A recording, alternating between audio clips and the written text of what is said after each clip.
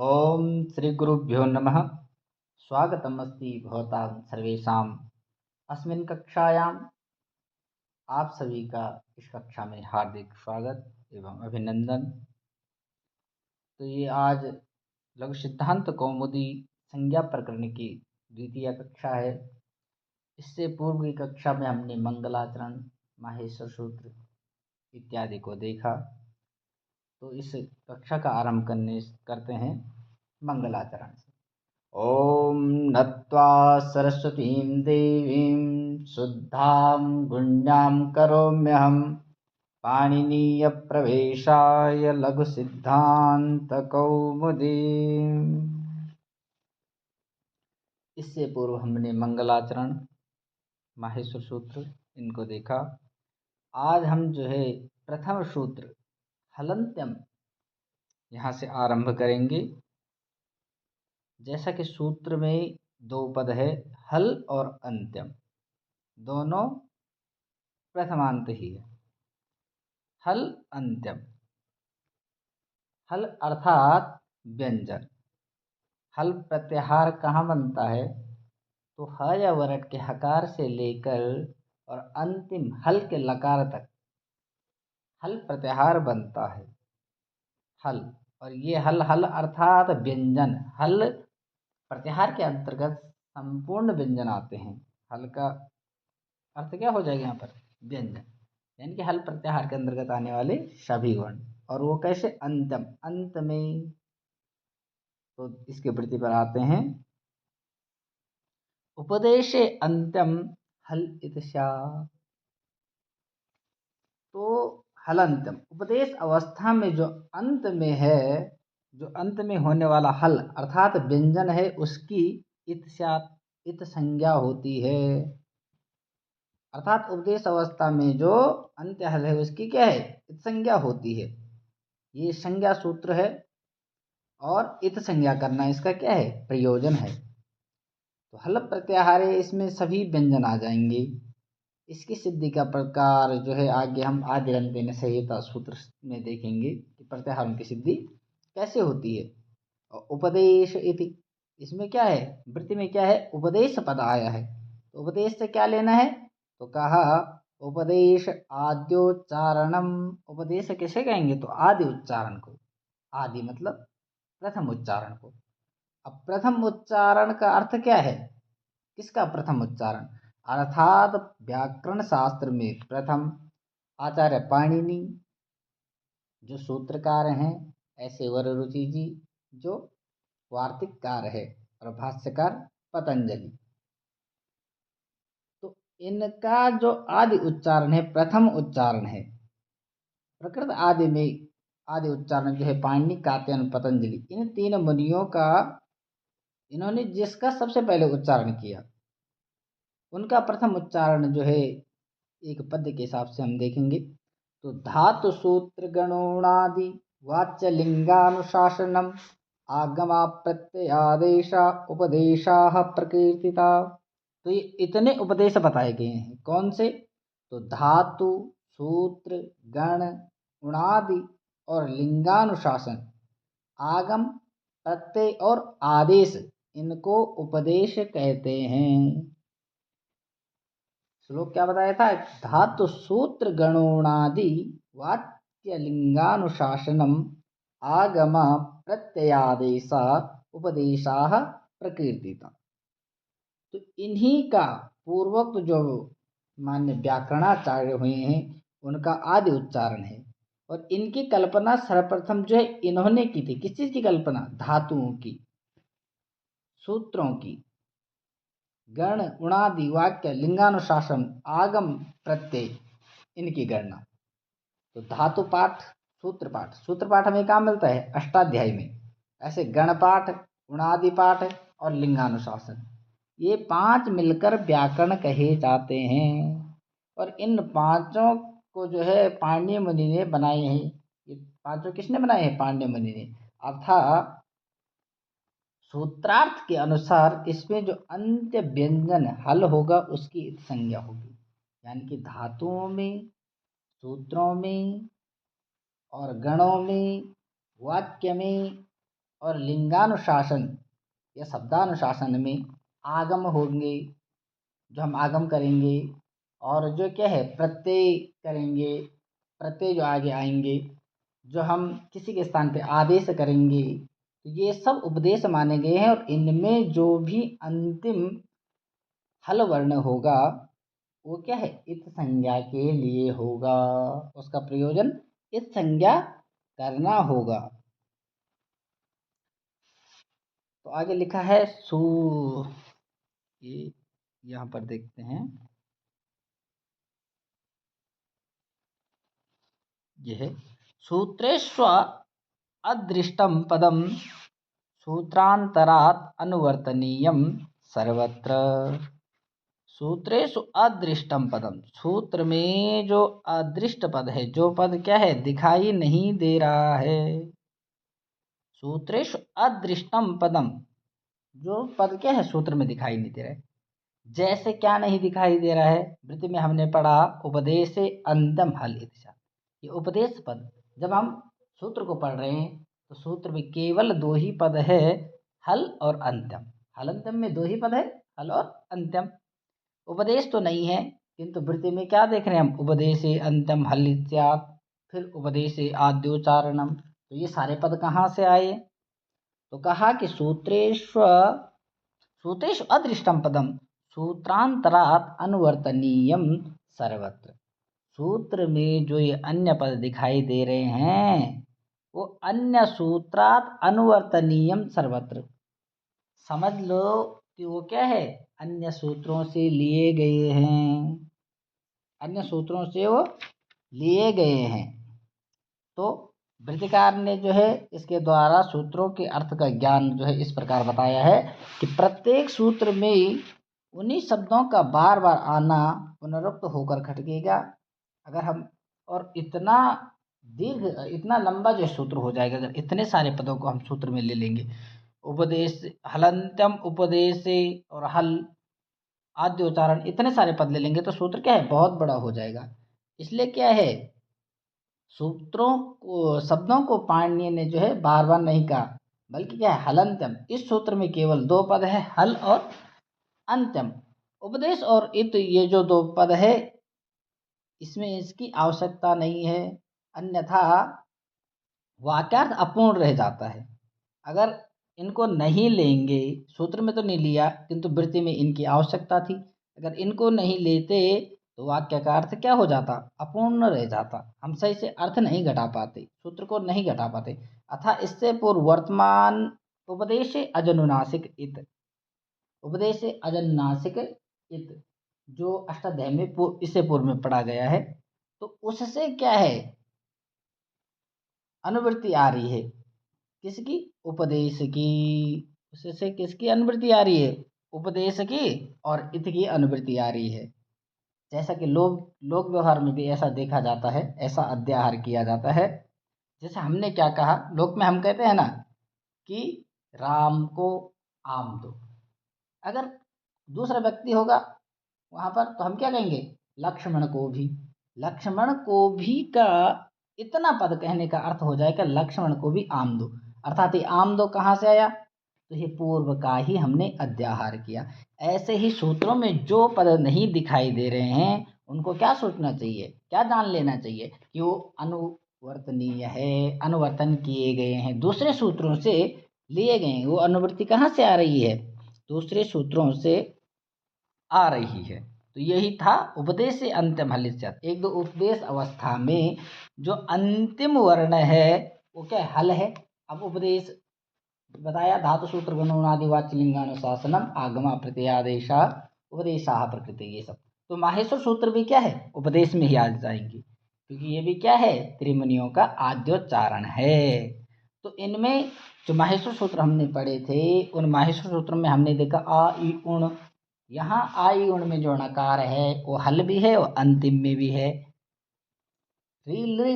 ऋलिक में जो ककार है वो हल यानी कि व्यंजन भी है और अंत में भी है, तो उन्हीं की इत संज्ञा की ये बात कर रहा है, तो उनकी क्या हो जाएगी इत संज्ञा हो जाएगी। अब इत संज्ञा करने का प्रयोजन क्या है, इत संज्ञा क्यों कर रहे हैं तो आगे हम इसको देखेंगे। अगला सूत्र है अदर्शनम लोपः। अदर्शनम लोपः, अदर्शन की लोप संज्ञा होती है। अदर्शनम लोपः, अदर्शनम अर्थात प्राप्त न होना, उसकी लोप संज्ञा होती है। इसकी वृत्ति देखते हैं। प्रसक्तस्य दर्शनम लोप संज्ञम स्यात्। प्रसक्तस्य दर्शनम लोप संज्ञम स्यात्।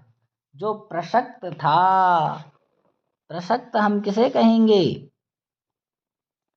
तो प्रसक्तः अदर्शनम अर्थात प्रसक्ता, शास्त्रतावः अर्थतः विद्यमान प्राप्तोच्चारणम, अर्थात जो पहले प्रसक्त यानी कि विद्यमान था, प्राप्त था, उसका उच्चारण हमारे पास क्या था, प्राप्त था, तो उसका क्या हो जाना, अदर्शन हो जाना, यानी कि श्रवण का अभाव हो जाना, श्रवणाभाव हो जाना, वह लोप संज्ञक होता है। यानी कि जो पहले दिखाई दे, प्रसक्त हो किंतु बाद में दिखाई न दे। अब शब्द है तो दिखाई देना ये तो इतना उचित नहीं बैठता है, इसलिए पहले जो सुनाई दे और बाद में न सुनाई दे, यानी कि वो कहाँ चले गया, उसकी इत संज्ञा कर दी है, उसका अदर्शन कर दिया है, नहीं दिखाई दे रहा, अर्थात उसका श्रवणाभाव हो गया है, वो सुनाई नहीं दे रहा है। तो प्रसक्तस्य दर्शनम लोप संज्ञम था। प्रसक्तस्य अर्थात विद्यमान, जो पहले विद्यमान था, जिसका पहले हमारे पास उच्चारण प्राप्त था, किंतु अब क्या हो गया, श्रवणाभाव हो गया, तो उसका क्या है, लोप संज्ञम साथ उसकी लोप संज्ञा होती है। तो लोप संज्ञा के लिए जो है अगला सूत्र आ रहा है तस्य लोपः। तस्य लोपः, उसका लोप होता है। तस्य कस्य, तो तस्य अदर्शनस्य, उस अदर्शन की लोप संज्ञा होती है। और वो अदर्शन कौन है, तो उस इत संज्ञक का लोप होता है। किस इत संज्ञक का, जिसकी हलंत्यम ने क्या है, इत संज्ञा की थी, अर्थात उपदेश अवस्था में जो अंतिम वर्ण है, और वो कैसा वर्ण है, हल वर्ण है, तो उसकी क्या है, इत संज्ञा होती है। उसकी क्या है, इत संज्ञा होती है। और किसकी इत संज्ञा होती है, तो उपदेशे अजन्नासिक इत इत्यादि से उपदेश अवस्था में अच अनुनासिक, अनुनासिक इत की भी होती है। उन हलंत्यम में तो अंतिम हल वर्णों की होगी, और उपदेश अजन्नासिक इत से क्या है, इत की अनुवृत्ति आ रही है, उपदेश की आ रही है, अच की आ रही है, अनुनासिक की आ रही है। इतनी सारी अनुवृत्तियां यहाँ पर हम ले लेंगे। तो उपदेश अवस्था में जो अच क्या है, अनुनासिक संज्ञक होगा, उसकी भी संज्ञक होगी। जैसा कि हमने पूर्व में कहा कि हकार आदि से अकार उच्चारण, हकार आदि में तो उच्चारण के लिए है अकार, किंतु लण मध्य तो इत संज्ञक, लण के मध्य में अकार क्या है, इत संज्ञक के लिए। तो वो उपदेश अवस्था में क्या है, वहां पर अच अनुनासिक है और इत संज्ञक है, तो उसका भी क्या है, इस सूत्र से लोप हो जाएगा। हलंत्यम से जिनकी इत संज्ञा है उनका भी लोप हो जाएगा, और उपदेशी अजन्नासिक से जिन अचों की उपदेश अवस्था में इत संज्ञा है उनका भी लोप हो जाएगा। तो तस्य लोपा का तात्पर्य क्या हुआ, तो तात्पर्य यह है कि जिसकी इत संज्ञा होगी उसका लोप होता है। अतएव इत संज्ञक वर्ण का श्रवण या उच्चारण नहीं होता, श्रवण या उच्चारण नहीं होता। तो आगे लिखा है अणादयो अणाद्यर्थ, अणादयो नाद्यर्थ। तो ऐसा क्यों कर रहे हैं भाई, तो अण आदया, अणादि किसके है, तो माहेश्वर सूत्रों में जो प्रथम सूत्र है वो क्या है, आ ई उण, और आ ई उण से ही अण प्रत्याहार बनता है। तो अण, अण अर्थात आ ई उण इत्यादि 14 सूत्रों में जो अंत्य अणकार वो इत संज्ञक वर्ण अण आदि प्रत्याहारों की सिद्धि के लिए है, अर्थात इनका फल आदि प्रत्याहारों की, अण आदि प्रत्याहारों की सिद्धि है। और इस संज्ञा का फल क्या है, तो इस संज्ञा का फल बता दिया कि तस्य तस्येतो लोप संज्ञः स्यात्, तस्येतो लोपः स्यात्, उस इत का लोप होता है। तस् लोपा ने कह दिया तो इनके लोप का क्या है, इनका लोप हो जाता है। इनका लोप का कोई प्रयोजन नहीं है, केवल इत संज्ञा के द्वारा अण अक आदि प्रत्याहारों की सिद्धि हो जाए, इसलिए क्या है, इनकी इत संज्ञा और लोप हम कर रहे हैं। इत संज्ञा और लोप हम कर रहे हैं। अणादयो अणाद्यर्था, इनकी अण आदि संज्ञा के लिए यही इनका प्रयोजन है। प्रत्याहारों की सिद्धि ही इनका प्रयोजन है। आगे देखते हैं, अगला सूत्र है आदिरंतेन सहिता। आदि अंतेन सह इता, आदि अंतेन सह इता, आदिरंतेन सहिता। अंत्य इत संज्ञक वर्ण से युक्त आदि वर्ण, आदि अंतेन सह इता, इतना तो क्या है, सूत्र ने बता दिया। और अब इसकी वृत्ति में देखते हैं, अभी तक कितने पद आए, आदि और अंतेन इता, आदि के साथ या अंतिम के साथ आदि और उनके साथ इत संज्ञक वर्ण। अब देखते हैं, आदि अंतेन सह इता इति सूत्र विभाग। सूत्र विभाग क्या है, आदि एक पद, अंतेन दो, सह तीन और इता चार, ये चार है इसमें। अत्र सूत्रे आद्यंत शब्दाभ्याम मध्यगा आक्षिप्यन्ते स्वम रूपम इति पूर्व सूत्रात् स्वम इति अनुवर्तते। यहाँ पर आदि अत्र सूत्र, इस सूत्र में आद्यंत शब्द से मध्य का भी बोध हो जाएगा। आदि से मध्य का भी बोध हो जाएगा। जैसे वृत्ति में लिखा है, अंतेन इता सहित आदिन मध्यगानाम स्वचर्चा संज्ञा स्यात्। अंत इत संज्ञक वर्ण से युक्त आदि वर्ण और मध्य गाना, मध्यम में आए हुए, मध्य गाना मध्य आगताना, मध्य आगताना, मध्य में आए हुए, बीच में आए हुए वर्णों की भी संज्ञा का बोधक होता है। जैसे जैसे हम अण प्रत्याहार को ले लेंगे, अण प्रत्याहार को ले लेंगे तो अण प्रत्याहार, जैसे हमने अण का, तो हमें किस किस का बोध हुआ, अ ई उ, इन तीन वर्णों का बोध हुआ। तो अण क्या है, इन तीन की संज्ञा हो जाएगा, इन तीन की संज्ञा का हमें बोध कराएगा। इस प्रकार से अच, अच से आ ई उ री री ए ओ आई औ, इतने वर्णों का हो जाएगा। अल, अल कहेंगे तो क्या है, पूरे आयु वर्ण के आकार से लेकर हल्के लकार, यानी कि पूरे स्वर और व्यंजन, पूरे 14 सूत्रों का हमें बोध हो जाएगा। हल कहेंगे तो हल यानी कि सारे व्यंजनों का, हय और के हकार से लेकर और अंतिम हल के लकार तक, इतनों की ये संज्ञा हो जाएगा। आदिरंतेन सहिता, इस सूत्र से प्रत्याहारों की सिद्धि होती है। अण आदि प्रत्याहार संज्ञा ही है, इसलिए अण आदि संज्ञाओं का पृथक पृथक विधायक भी इसे कहा जाता है। और जब ये प्रश्न पूछा जाए कि हल संज्ञा कौन सा सूत्र करता है, हल संज्ञा कौन सा सूत्र करता है, तो क्या कहेंगे, कौन सा सूत्र करता है हल संज्ञा, तो उत्तर होगा आदिरंतेन से। अरे हल संज्ञा कैसे हुई, हमें कैसे पता चला कि हल में कितने वर्ण आए, आदिरंतेन सहिता, इसी सूत्र ने तो कहा। तो इसने क्या कहा कि, इसने क्या कहा कि अंत इत संज्ञक वर्ण से युक्त आदि वर्ण और बीच में आए हुए। तो अंत इत संज्ञक वर्ण क्या है, अंत इत संज्ञक वर्ण हल में लकार है, आदि वर्ण हकार है, और बीच में आए हुए, तो बीच में आए हुए सारे व्यंजन, जितने भी व्यंजन है, हा या वर ल यम गण न झ भ घड़ द जब गड़ द ख भ छट त चट त क प श श श ह, ये सारे वर्ण क्या है, मध्य का है, मध्य में आए हुए हैं, मध्य आगताः मध्यगाः।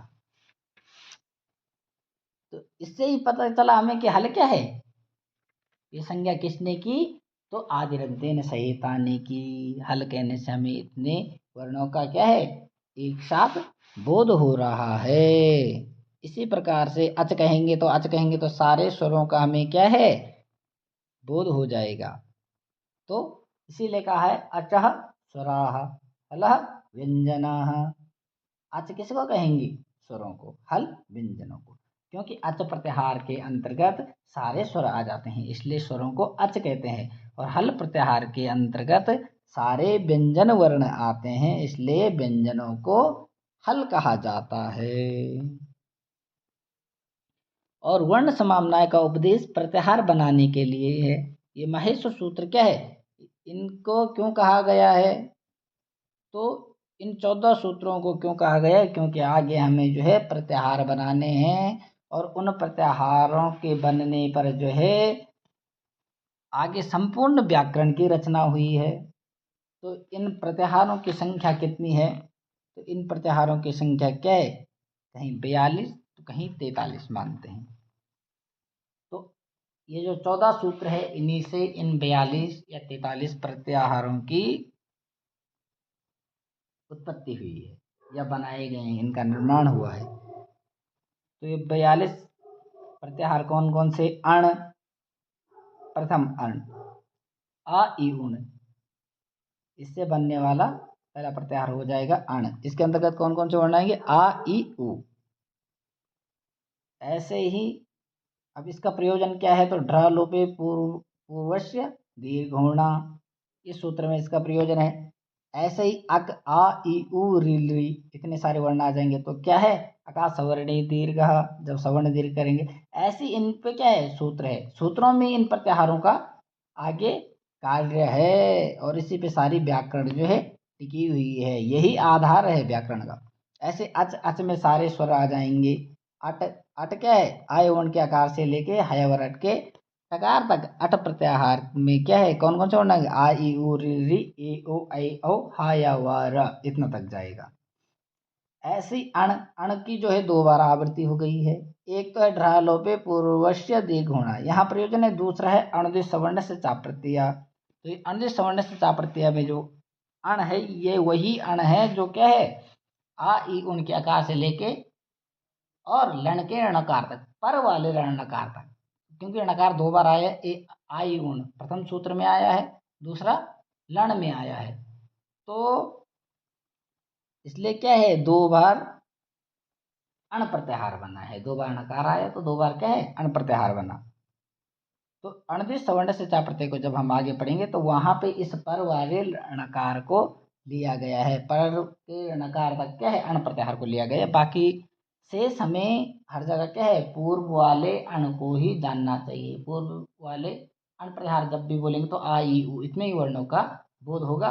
केवल अणदिश सवर्ण से चा प्रत्यय को जब हम पढ़ेंगे तो वहां पे हम क्या है? पर वाले णकार तक लेंगे। ऐसे अम प्रत्याहार क्या है? आय वर्ण के आकार से लेकर यमगंडम के मकार तक जाएगा। ऐसे अस आगे अस प्रत्याहार बनेगा आय वर्ण के आकार से लेके जवागड़ 10 के शकार तक। ऐसे अल आ जाएगा, ऐसी अल आ जाएगा। अल में क्या है? सारे वर्ण आ जाएंगे, स्वर भी और व्यंजन भी, आय वर्ण के आकार से लेके अंतिम हल के लकार तक। ऐसे इक आ जाएगा, इच, फिर इण बन जाएगा उक, एंग, एच, एच, हस, हल, यण, यम, यय, ये, यर, वश, वल, रल। और ये कितने हो गए? 25 हो गए। 26वां हो जाएगा मय, 27वां गम, 28वां झस, 29वां झस और 30वां झय, 31 झर, 32वां हो जाएगा झल, 33 भस, 34 जस, 35 बश, 36 खय, 37 खर, 38 खव, ऐसे 39 चय, 40वां चर, 41वां शर और 42वां सल। इतने प्रत्याहार हो जाएंगे। और जब 43 बनाएंगे तो र प्रत्याहार, एक र प्रत्याहार बनता है, तब कितने हो जाएंगे? 43 की संख्या हो जाएगा। और क्या है? प्रत्याहारेषु इताम न ग्रहणम, प्रत्याहारों में इत का ग्रहण नहीं करना। अंतिम णकार का जैसे आय उनमें नकार है वो नहीं आएगा, रील रेख में ककार है वो नहीं आएगा। उनकी संज्ञा और लोप होने के बाद वो चले जाएंगे, उनका सर्वनाम भाव हो जाएगा, उनका प्रत्याहारों में ग्रहण नहीं होगा। तो यही इनकी क्या है, संज्ञा है।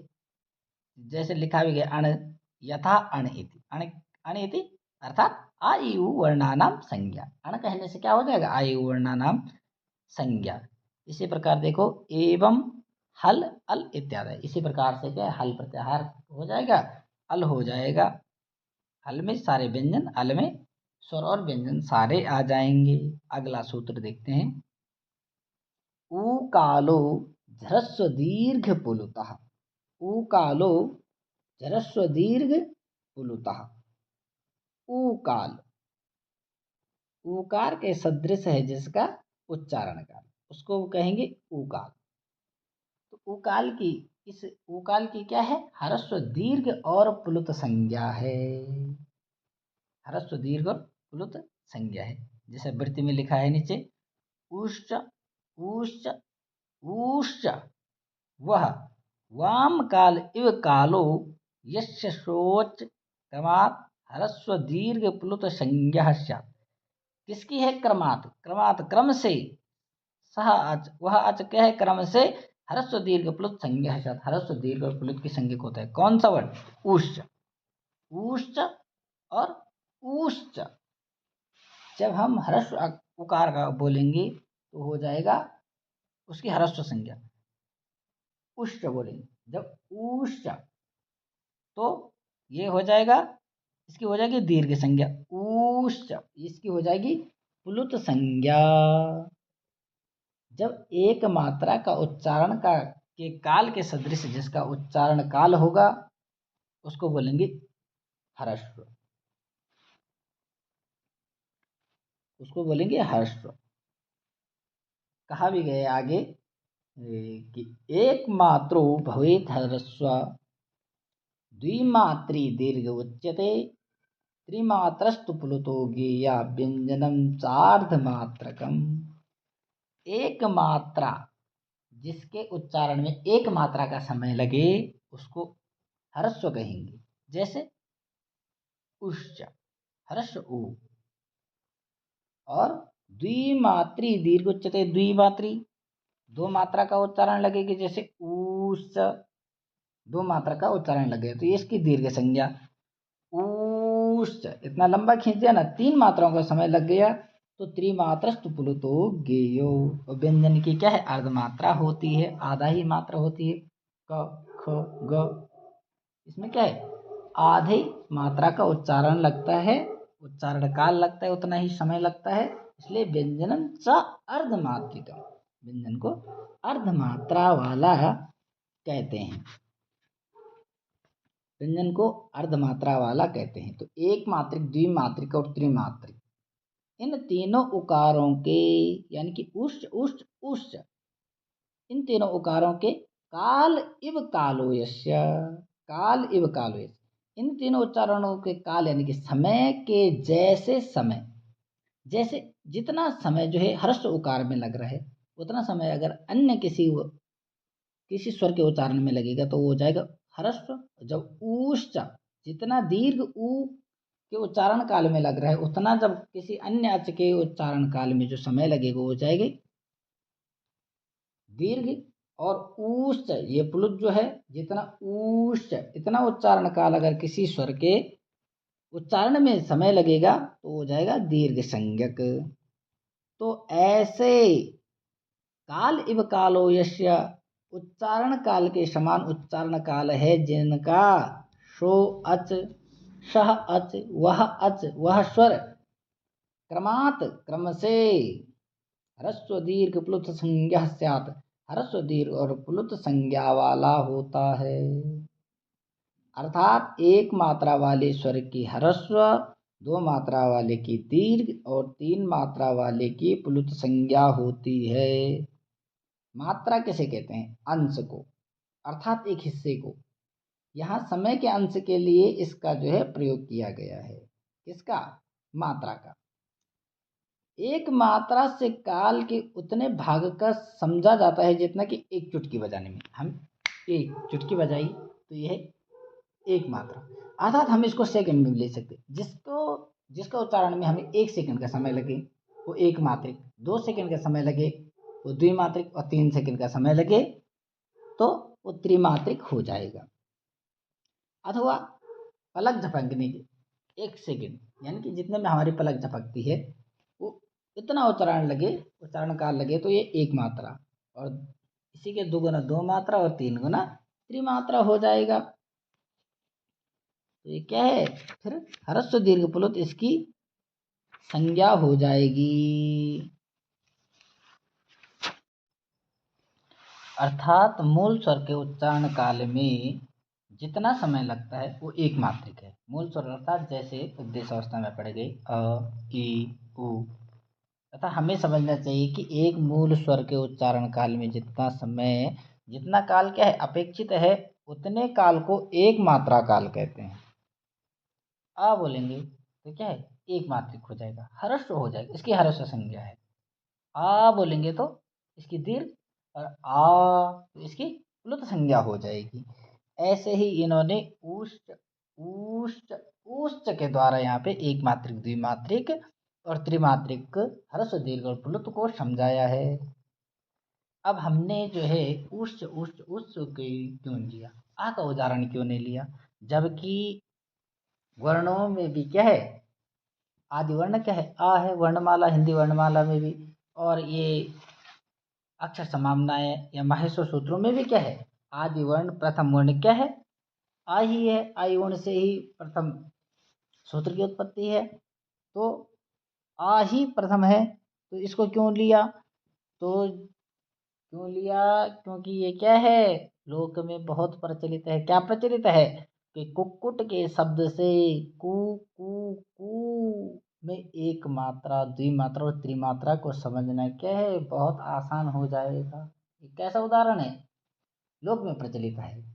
लोक में प्रचलित होने का कुक्कुट यानी कि मुर्गा, मुर्गा कैसे करता है कु कु कु इस प्रकार की आवाज करता है ना, तो इसीलिए उसको वह हमारा ध्यान क्या है एकदम आकृष्ट हो जाता है कुक्कुट की आवाज में, और हम बड़े गौर से उसको सुनते भी हैं कि देर तक बोल रहा है कम बोल रहा है। कुक्कुट क्या है पहले ह्रस्व फिर दीर्घ और फिर प्लुत मात्रा करता है, यानी कि पहले कम फिर थोड़ी ज़्यादा फिर और ज़्यादा समय लेता है। तो इसीलिए ऊ को लिया है। जब ऊ बोलेगा तो एक मात्रा, और ऊ बोलेगा तो दो मात्रा, और ऊ बोलेगा तो तीन मात्राओं को क्रमशः आरोह क्रम में यानी कि चढ़ते हुए क्रम में बढ़ते हुए क्रम में स्पष्ट प्रतीत होता है। तो प्राय सभी को उसका अनुभव होता है, किसका, जो कुक्कुट यानी कि मुर्गा जो बांध देता है उसका। इसलिए यहाँ पर उच्च उच्च उच्च को ही लिया है, जिससे क्या है स्पष्ट प्रतीति हो सके। इसलिए क्या है उकार का ही दृष्टांत दिया है, आकार का दृष्टांत नहीं दिया। देने के लिए क्या है हम आ को भी कह सकते थे। आगे लिखा है स प्रत्येकम, अंतिम पंक्ति है स प्रत्येकम उदातादि भेदेन त्रिधा। वह सह, सह का सह अचह, वह अच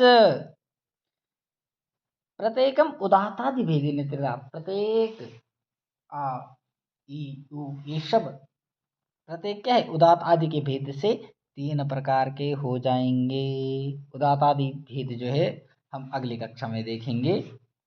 उदात, अनुदात और स्वरित ये तीन भेद इन अचों के हैं। ये ह्रस्व दीर्घ प्लुत संज्ञा भी है, और उदात, अनुदात और स्वरित ये भी इनकी तीन संज्ञाएं हैं, जिनको हम क्या है आगे की कक्षाओं में देखेंगे। यहाँ पर क्या है केवल सूचना मात्र हमने दे दी है कि सा प्रत्येकम उदात आदि भेदेन त्रिधा, वह क्या है उदात आदि के भेद से तीन प्रकार का होता है। तो आगे के सूत्रों में हम इनको जानेंगे। तो आज की कक्षा को यहीं पर विराम देते हैं। धन्यवाद, पुनः मिलेंगे।